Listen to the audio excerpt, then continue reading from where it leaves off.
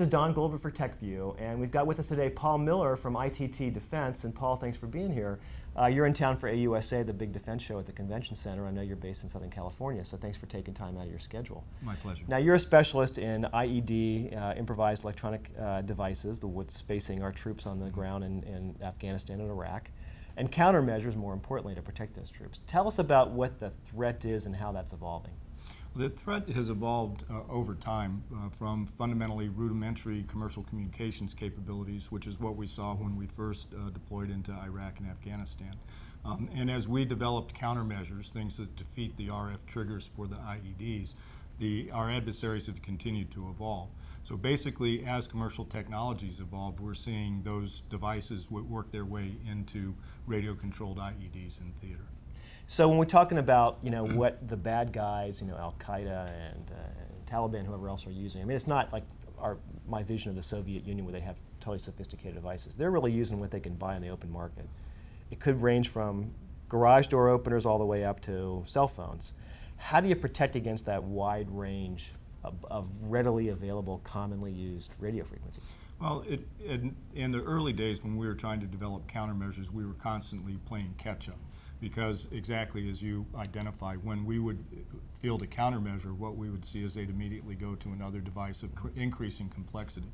So what we've had to do now is really look at where commercial communications is going and the types of capabilities that are being put into the commercial infrastructures that are available on the open market, and design a system that has the capacity and the breadth to handle all of those threats within that envelope, within the commercial communications envelope. And then obviously look forward as we build the systems and design the systems for today and tomorrow to see where that commercial technology may be going and what kind of devices we may encounter in the future, and try and get out in front of the threat. Now, part of the challenge I think you have, and correct me if I'm wrong on this, is that at the same time you're trying to protect from this broad range of available devices, you've got to allow U.S. troops to communicate themselves. How do you address that particular challenge?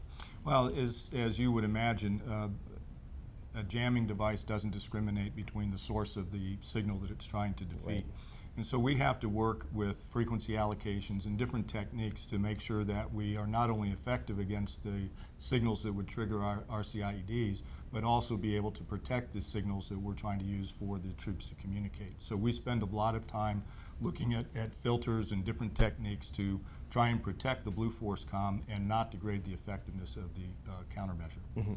And what's the evolving threat that you're seeing, from the bad guys coming up, over the next several years?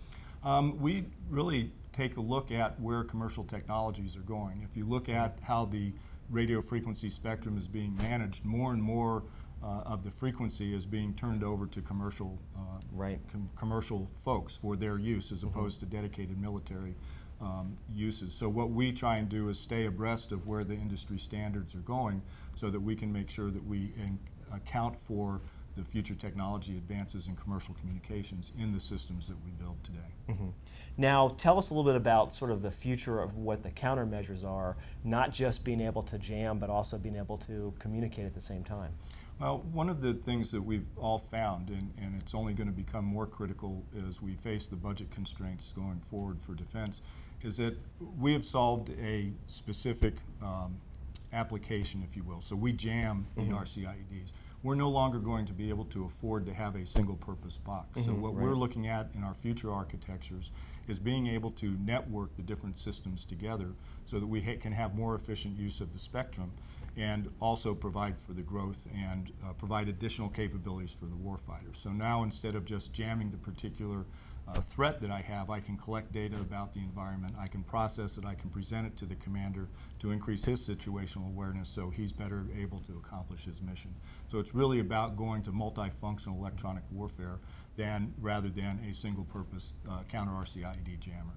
Well, Paul, thank you very much for that insight and for being here. Obviously very important what you're working on, especially as we protect our troops, not just in Afghanistan and Iraq, but in unforeseen engagements around the world, and look forward to having you back. Thank you very much. I appreciate your time. Don Goldberg for Techview.